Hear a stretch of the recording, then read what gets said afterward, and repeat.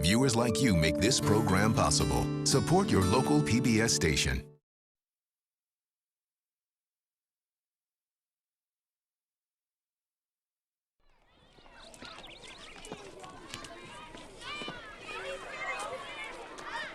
The summer of 1950 started like most summers in the small town of Wytheville, Virginia. School let out, the town pools opened, and kids flocked to the soda fountain on Main Street. Almost 40% of the town's 5,500 residents were under the age of 18.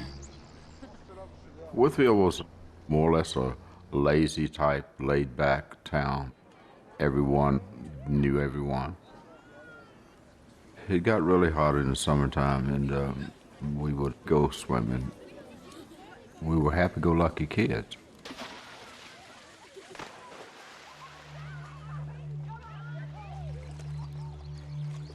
I had a pair of my grandfather's rubber boots on, and I was wading in the creek.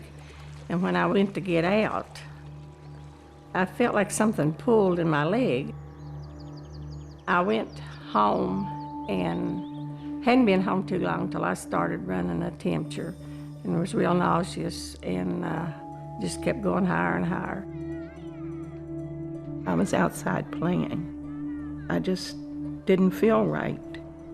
By the time I got inside the house to my mother, I told her I was sick. I had a headache. I was so dizzy. And after that, I just passed out. The doctor came to do a spinal tap on my brother, and he screamed. And my mother ran downstairs with a bed pillow, went out in the backyard and covered her head with a pillow and laid there and screamed. We only had 2 ambulance services in Wytheville. One would come in to the clinic with a suspected case, while the other one would be coming out of the clinic and leaving for either Roanoke or Richmond. In, out, in, out, in, out, in, out. Mr. Williams' tote board was right across the street from where I worked, and it was always visible. And every once in a while we'd go to the front door and look out, and every time another one came in with diagnosis, well, they changed the county.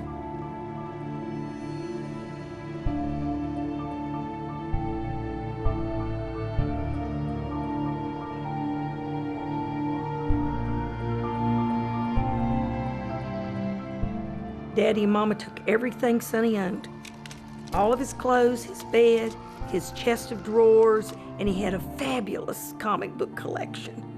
And they took everything out to the middle of the garden, and they just made a pile and burned everything out. They were told to do that so we would not get it. Polio was hitting Wytheville hard, harder that year than any place in the country. It became more and more evident that we were really in trouble. And without knowing what to do, or how to stop it, or how to get away from it, we were just stuck with it.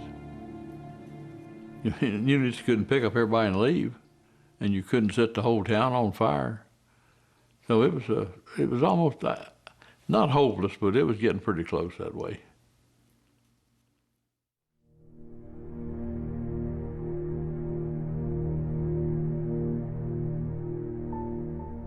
Since the turn of the 20th century, polio, also known as infantile paralysis, had become an increasingly menacing fact of American life.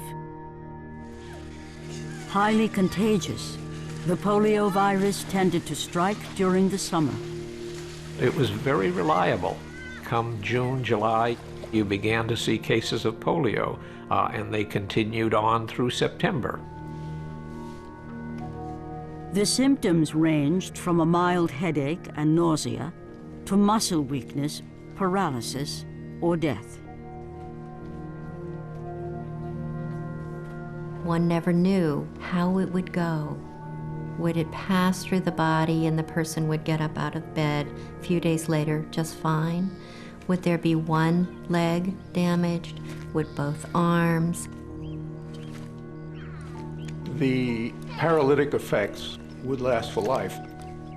And you didn't have to look very far to see people who had been crippled with polio and crippled in terrible ways.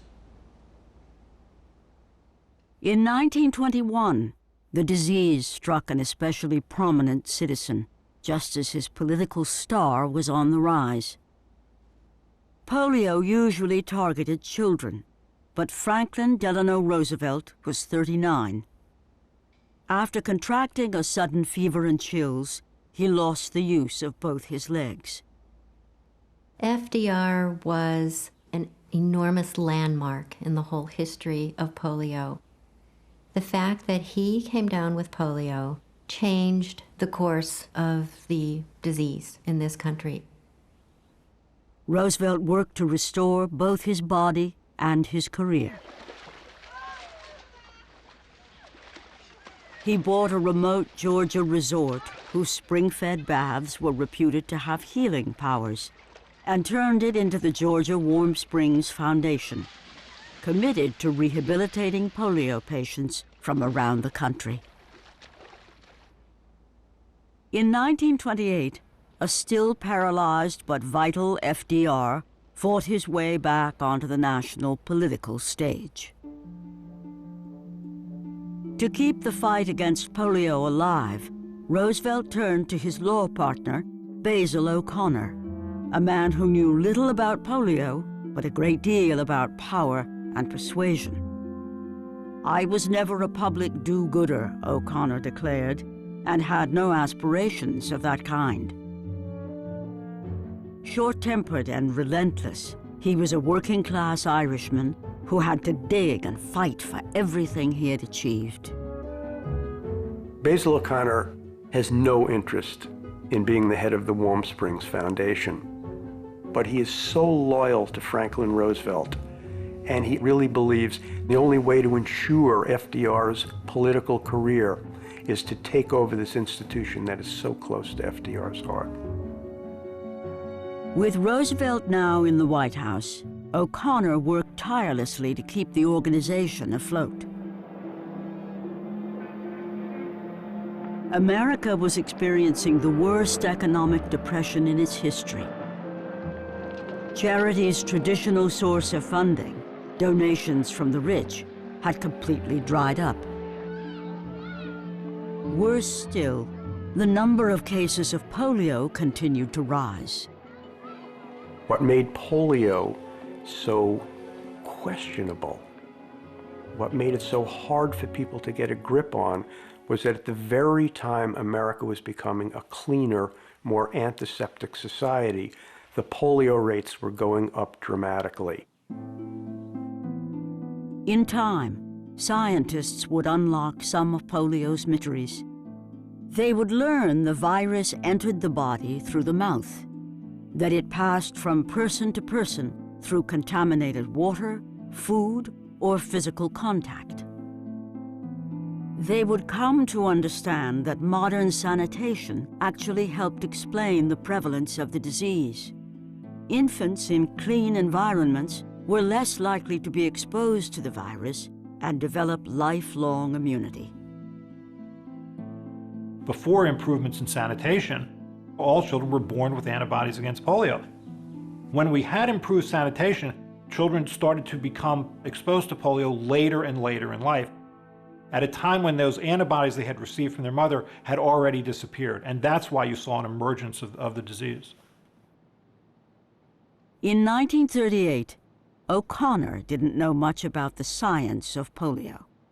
What he did know was that polio patients depended on private charities like his, not the government, for help. Without a new way to raise money, his foundation could offer little more than hope. It was time, he decided, to try something bold. The only way to fight infantile paralysis is with money. And so I'm asking you tonight to send a dime to President Roosevelt at the White House.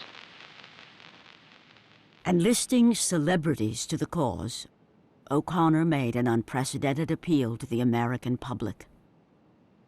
Judy, when I spend a dime on myself for some little luxury like this, I always think about those unfortunate kids and how far just a dime will go toward helping. Gee, Mickey, we don't know how lucky we are and how much we have to be thankful for with our health and our happiness. Judy, and that's why we should... The campaign was dubbed the March of Dimes. Can I put a dime in your envelope? Oh, you know that you can. And that's what every good American should do. Join the March of Dimes. Send yours to President Franklin Roosevelt in the White House. O'Connor waited anxiously to see if his gamble would pay off.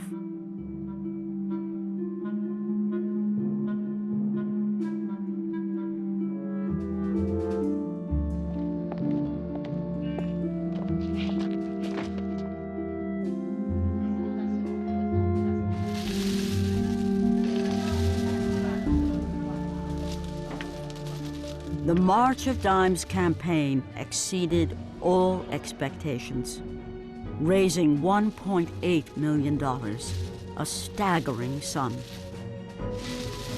What O'Connor realized was that this was a fundraising goldmine. This turns fundraising on its head. You no longer want big donations from the few. You want small donations from the millions. No one is too poor to give a dime to help a kid walk again. O'Connor pledged to provide care for every polio patient in America, to pay for doctors, nurses, and the most up-to-date rehabilitation. He would even invest in scientific research aimed at stopping polio forever. Basil O'Connor was no scientist, but he was a great administrator. He knew how to organize, he knew how to centralize, he knew how to focus. Every summer, more and more children were infected with polio. O'Connor understood that he was in a race against time.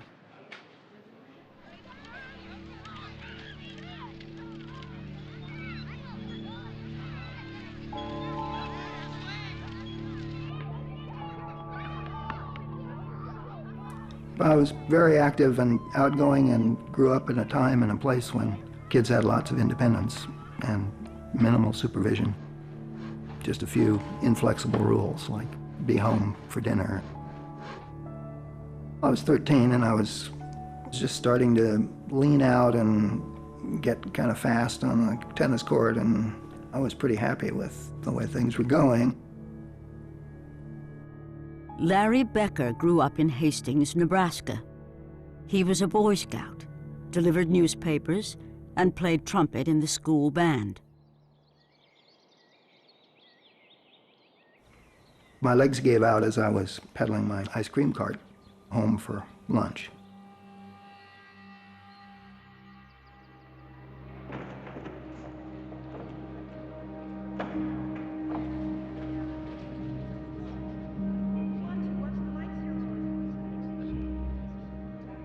Larry became delirious with fever as the polio virus penetrated his central nervous system, infecting and destroying the nerve fibers that controlled his muscles.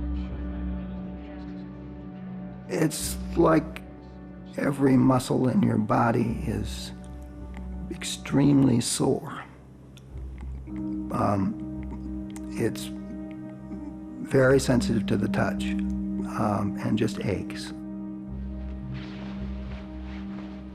I lost not only my leg muscles, but I lost also neck muscles and, most importantly, the diaphragm.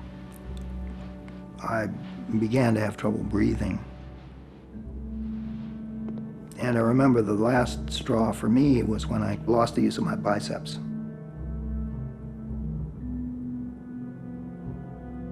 I was afraid of, not so much of pain, but of loss of control.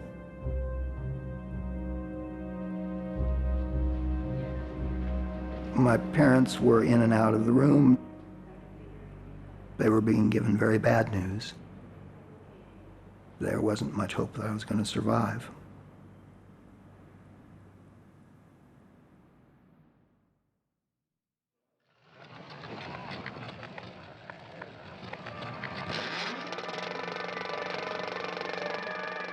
You've never seen me, but I'm sure you've seen my shadow. I'm never invited, but I've been an invisible guest in practically every kind of home. This is what I've been looking for. To keep up the fundraising momentum, O'Connor shifted tactics. As you probably know, I'm very fond of children, especially little children. I have no prejudices. I'm quite impartial. The March of Dimes' new message was a frightening one. Polio could strike anyone, anytime. You went to a movie, and there was a little short subject about polio. Memorial Hospital, please. Infantile paralysis. Hello. Memorial And they would pass a cup row by row, something to put whatever change you had in it. Polio was brought home every day to families all over the United States. In New York, the March of Dimes campaign is inspired by Basil O'Connor, Jimmy Durante, Larry, and Bear Impellitteri. During the past few years, the polio epidemic has been on the increase and continues as a national. Fight polio tonight with your porch light at 7. The campaign worked. The March of Dimes grew to 3,000 local chapters, creating a network that reached millions and raised millions. By the late 1940s, as much as $22 million per year.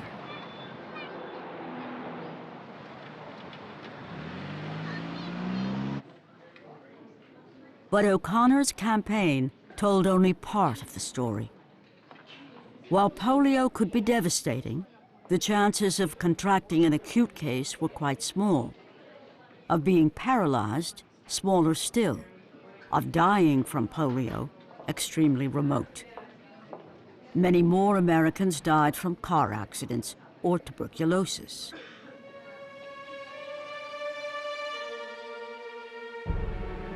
What the March of Dimes did was to turn an awful but relatively uncommon disease into our national disease and our national crusade. Basil O'Connor's feeling was, we've got to raise money for this. The best way you raise money was basically to scare the hell out of the American public. It's hard to imagine today, I think, how pervasive the fear was and how embedded in the American psyche.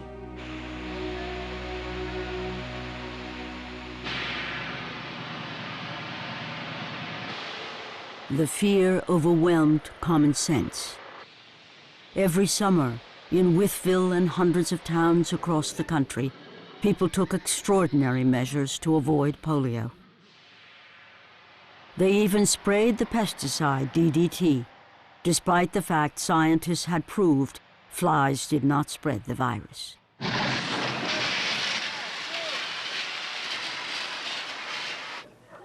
Not knowing which way to turn. What's causing it? People looked for all sorts of places to put the blame. Some of them are ludicrous and some of them weren't.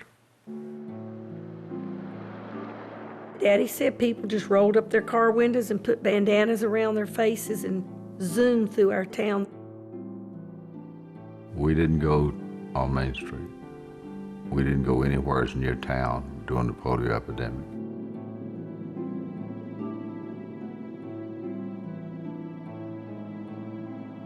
For the longest time, no one would bother to call, come, or get anywhere near our house. They were afraid. They didn't want to catch polio. They didn't want my mother and daddy to come in some of the stores. They just didn't want them around.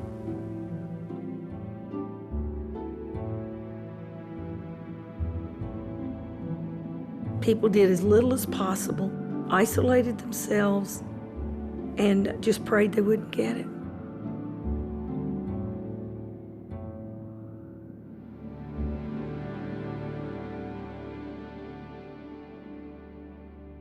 In 1949, O'Connor took the campaign against polio to a new level. For more than a decade, scientists funded by the March of Dimes had focused on developing the only viable solution to stop polio, a vaccine. Now, O'Connor declared, the long-awaited miracle was in sight. His message raised hopes and dimes from an anxious public. But within the scientific community, there was a very different reaction. A vaccine, most researchers believed, was still years away, if it worked at all.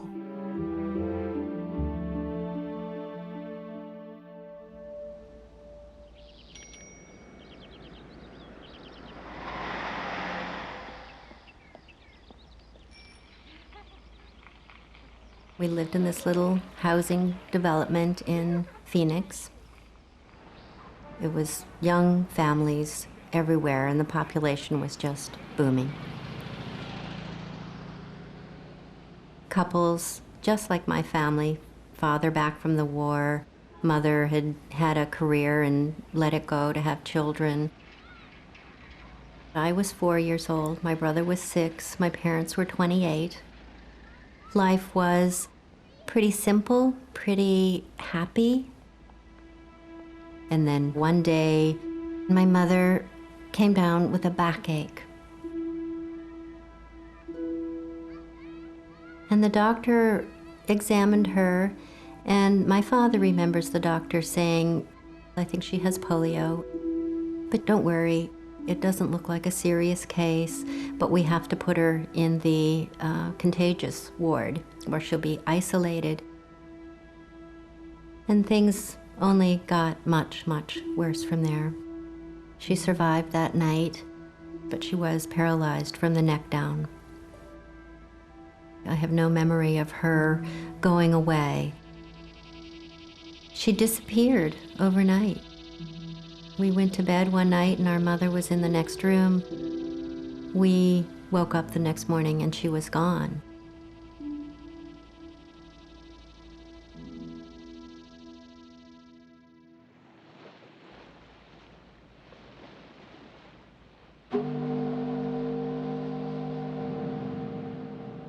In 1951, 2 years after his promise of an imminent polio vaccine, O'Connor had little to show.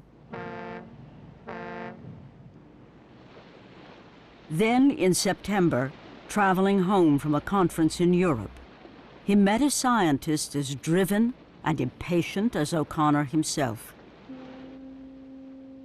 Jonas Salk was a 36-year-old researcher at the University of Pittsburgh.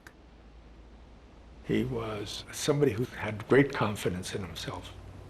Ambitious is too mild a word. He was super ambitious.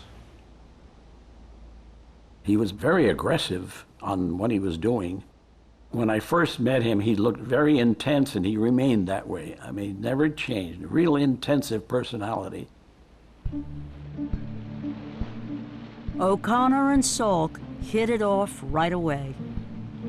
Their personalities just meshed. Both shared big dreams. They shared big goals, and they saw in each other someone who was complementary.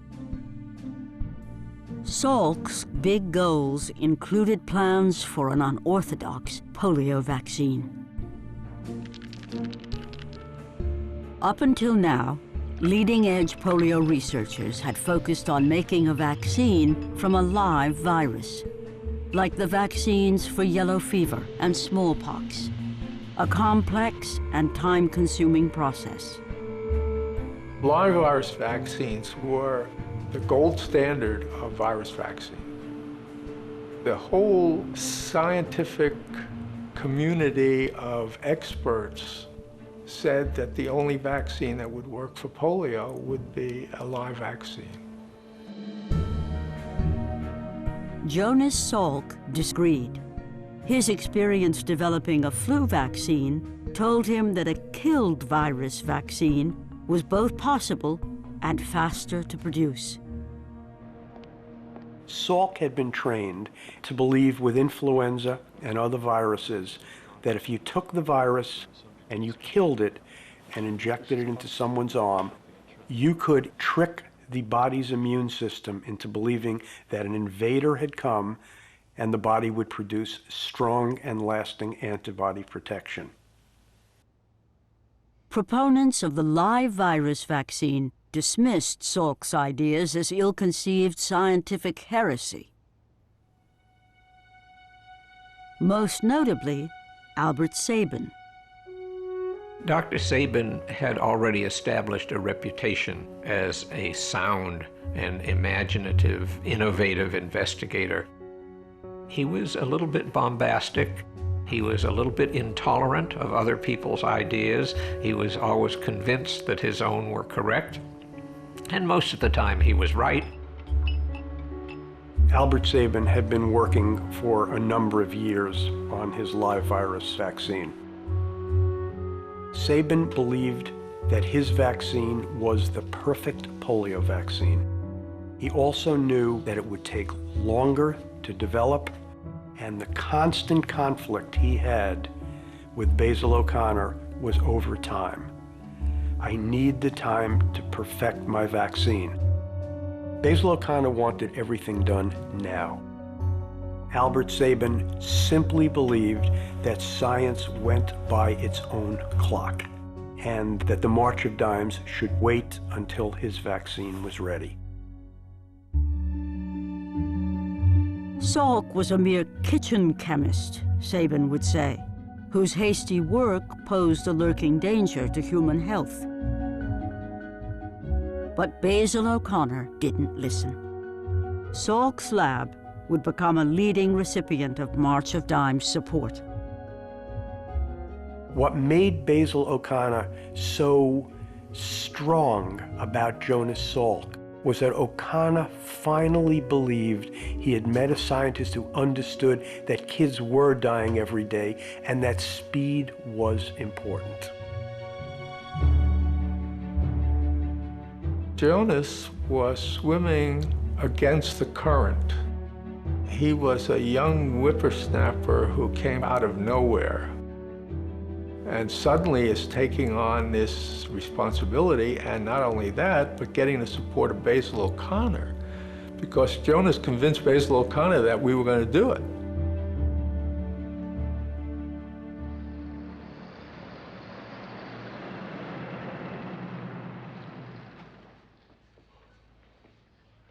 At his lab at the University of Pittsburgh, Salk's race to find a polio vaccine took off.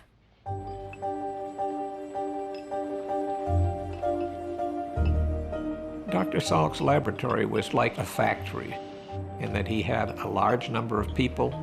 They were all doing what he dictated they do. In contrast, many laboratories were more interested in expanding scientific perspective and not necessarily as goal-driven. The pressure he put on his staff was unrelenting. Salk thought big, one colleague observed.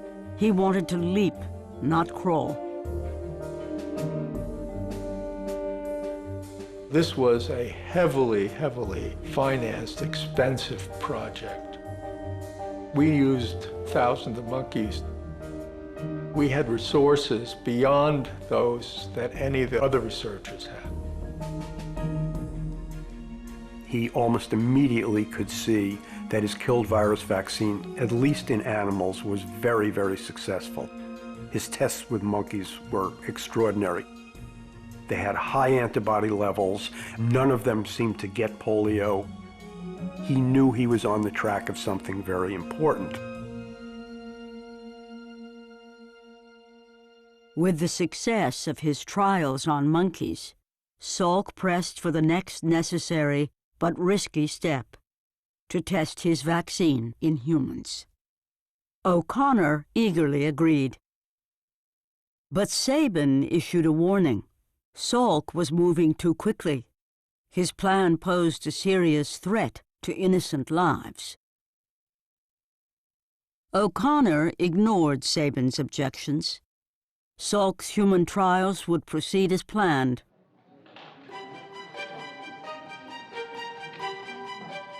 On July 2nd, 1952, assisted by the staff at the D.T. Watson Home for Crippled Children, Jonas Salk injected 43 children with his killed virus vaccine. The idea of going into institutions where there were children who were damaged by various diseases and using or exploiting them as subjects for these studies was not regarded in the same way it is today. There was no real sense of what we would call informed consent. If you wanted to test, as Jonas Salk did, you went to the director of an orphanage, or what was called a home for the feeble-minded, and you tested. A few weeks after the Watson tests, Salk injected children at the Polk State School for the retarded and feeble-minded. Then he administered the vaccine to his family and received a shot himself. No one got polio. Blood tests showed that, like his lab monkeys, his human subjects had elevated levels of polio-fighting antibodies. A vaccine, Salk believed, was within reach.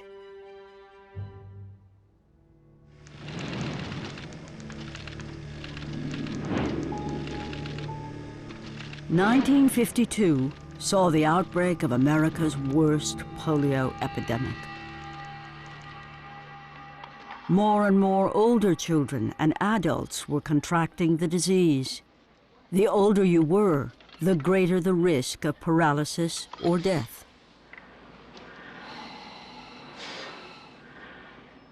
Hospital wards were crowded with machines that helped paralyzed patients breathe. They were called iron lungs.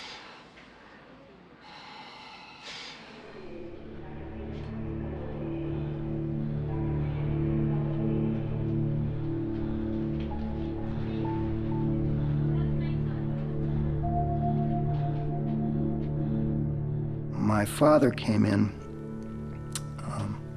to explain to me that they wanted to put me in the iron lung.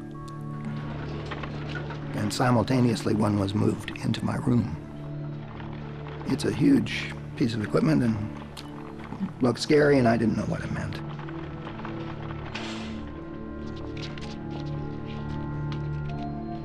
Your head is disconnected from your body. You can't see your body. And in my case, I couldn't move anything at first. And I was very uncomfortable because of the pain in my muscles.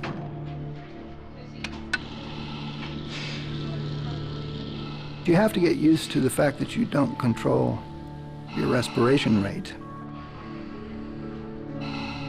And when you're first put in, at least it was the case for me, since I was struggling so much to breathe, I just relaxed right into it.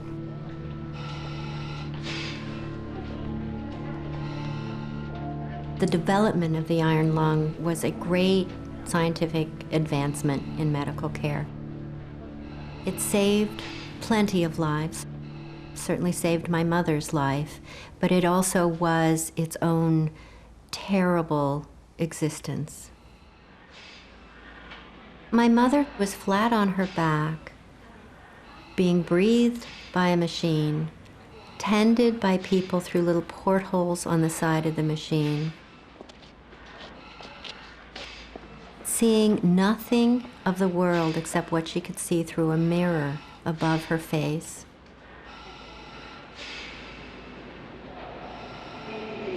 What happens to your mind day after day, night after night?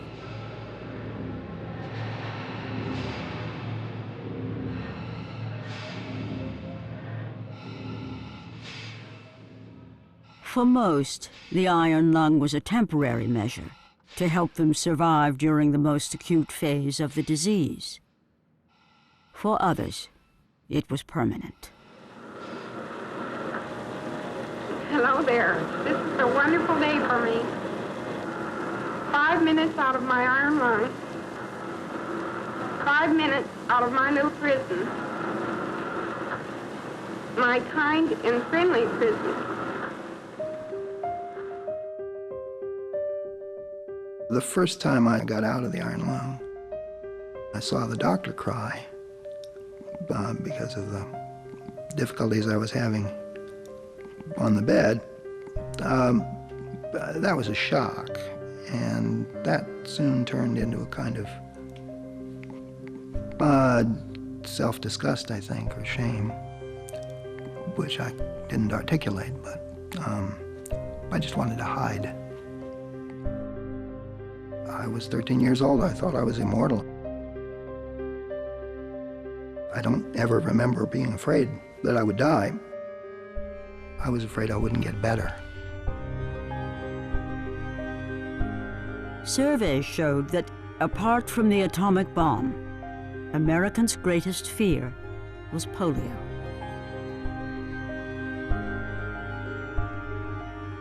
People had put up with polio for a really long time, and they wanted it over. They wanted it done with. The American public wanted that vaccine.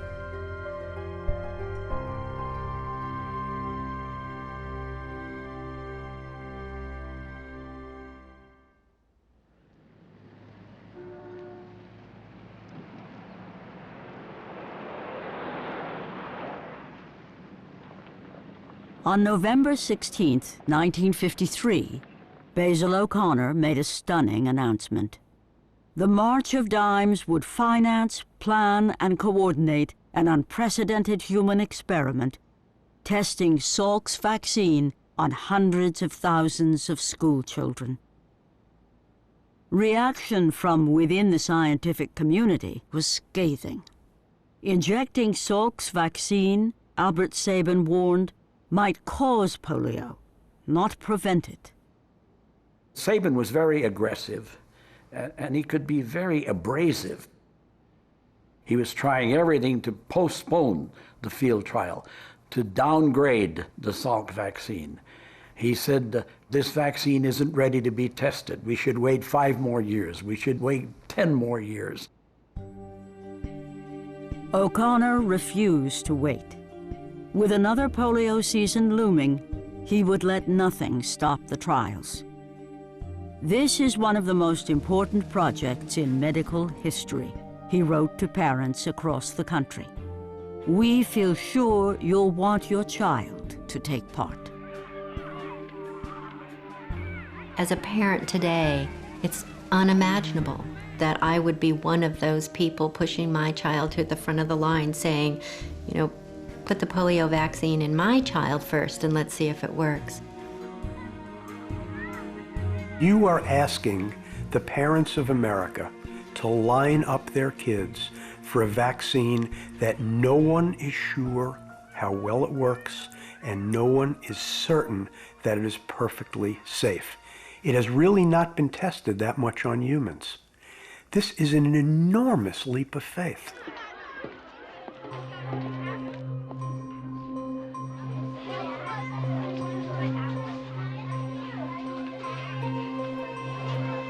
On April 26, 1954, the March of Dimes began field trials. Randy Kerr, a 6-year-old in McLean, Virginia, was the first to receive Salk's vaccine.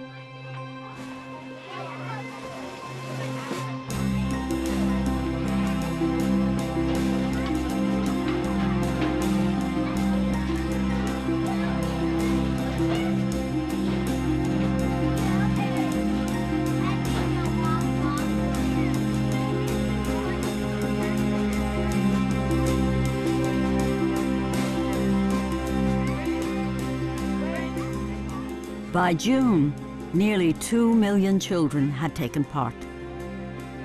It was the largest human experiment in American history.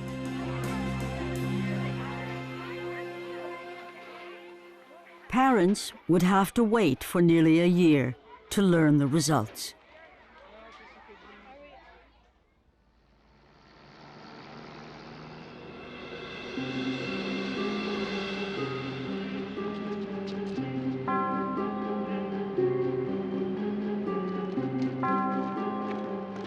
On the morning of April 12, 1955, the March of Dimes made their announcement.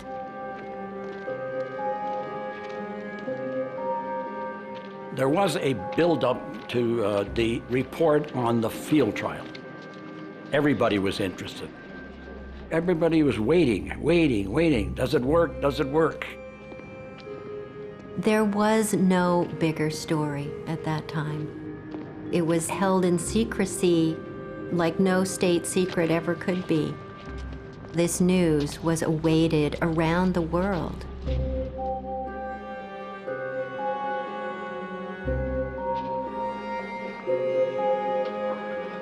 A press release would reveal the findings everyone was waiting for. They were going to bring it up on an elevator. The press room was overcrowded. We were elbow to elbow. The public relations man steps off the elevator with the dolly and he can't move into the press room. Everybody ganging around him. Guys were jumping over desks. The fellow climbed up on the dolly and he began flinging these things out left and right. It was bedlam.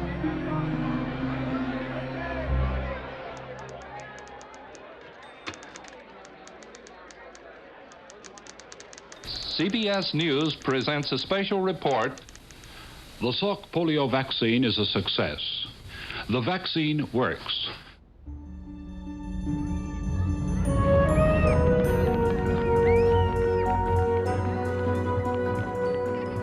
Factory whistles blew.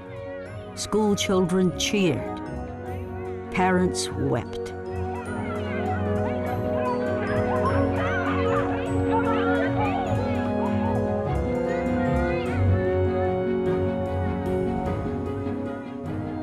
Everybody was so happy. It was the most satisfying story I would cover in 44 years in journalism. The relief that was brought about by all of a sudden having something that could be done to stop this, I think that was just overwhelming. Jonas Salk was viewed as an American hero. This awful disease had now been conquered by this man who we had funded, this scientist who was us. This vaccine vindicated 20 years of giving dimes, 20 years of volunteering. It was a victory for millions of faceless people who had done what they could to end the scourge of polio.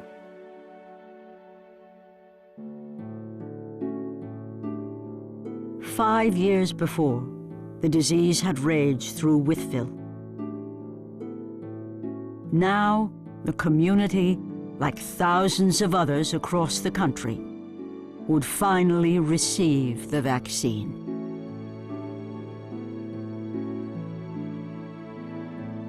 I remember hearing about Dr. Salk, and how exciting it was.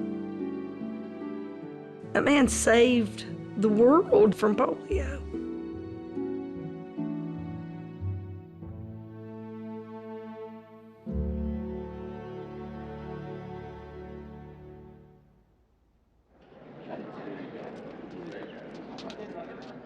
Less than a month after vaccinations began, the nation's triumphant polio crusade was brought to a screeching halt.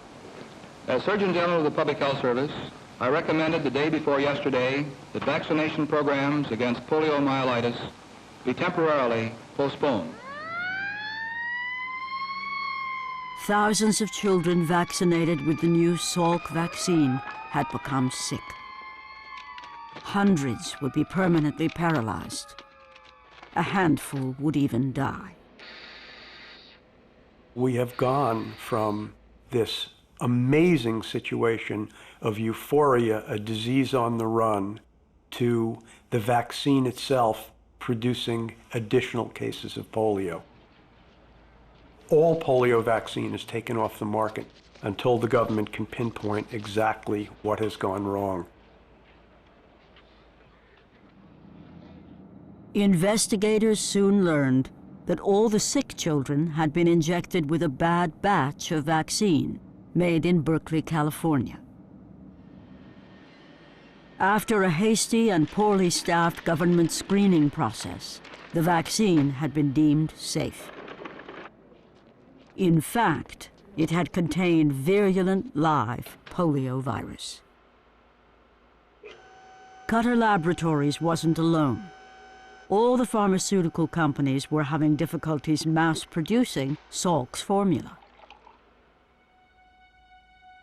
One scientist especially felt vindicated, Albert Sabin. Sabin had always been of the mind that not only was the Salk vaccine not effective, but potentially was unsafe. After Cutter, Albert Sabin simply went around to anyone who would ask, and many people did, saying, "I told you so." Despite the crisis, O'Connor's confidence in Salk's vaccine never faltered. What do you see for its future? Well, I can only say to you that I see its future is still a good, sound, safe vaccine that will protect the people. The Salk vaccine was licensed at a time when we basically didn't have vaccine regulation in this country.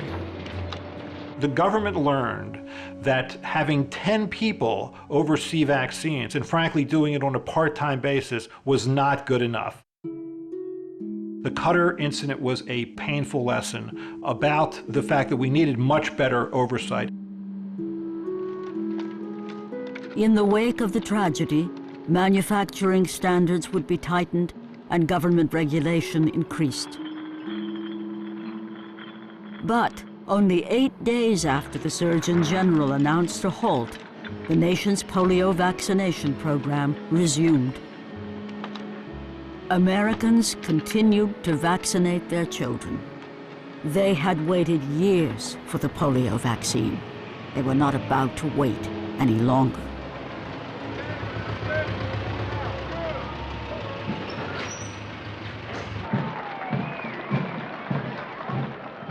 The nation's polio vaccination program, led by the March of Dimes, now supported by the United States government, proved safe and overwhelmingly effective. Within just a few seasons, the number of polio cases in the United States decreased by 50%. Memories of summers filled with fear began to fade.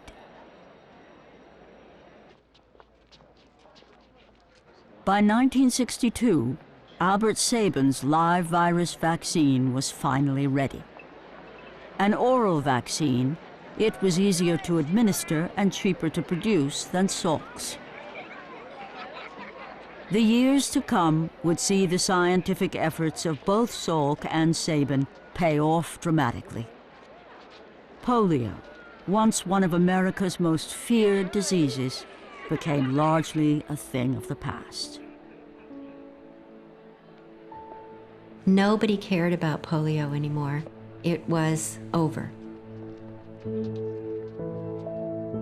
My mother coming home from the rehab center, it is not the story of triumph and conquering.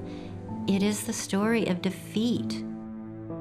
After a year of treatment, it didn't fix her. It didn't fix our family. Our family had disintegrated around her.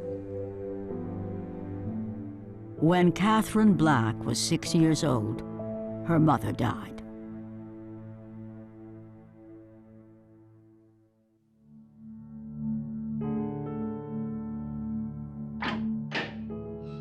Larry Becker spent 2.5 years in the hospital. He learned to breathe on his own by using the muscles in his neck. His arms remained paralyzed, but after slowly regaining the use of his legs, he was finally ready to move home. There were 3 steps up to the house, and then my bedroom would be upstairs. This is the 50s. If your bedroom was going to be upstairs, then you had to learn to climb the steps.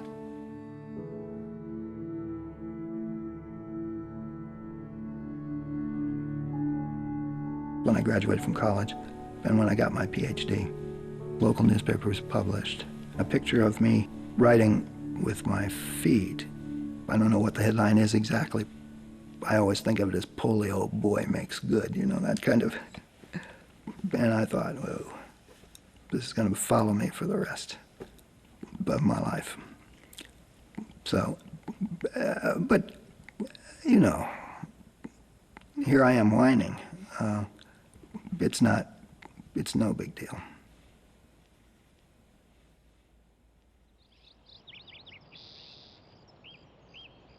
In 1994, 44 years after the epidemic hit Wytheville, Virginia, and nearly 60 years after Basil O'Connor first called upon Americans to send their dimes to the White House, polio was declared eradicated in the United States.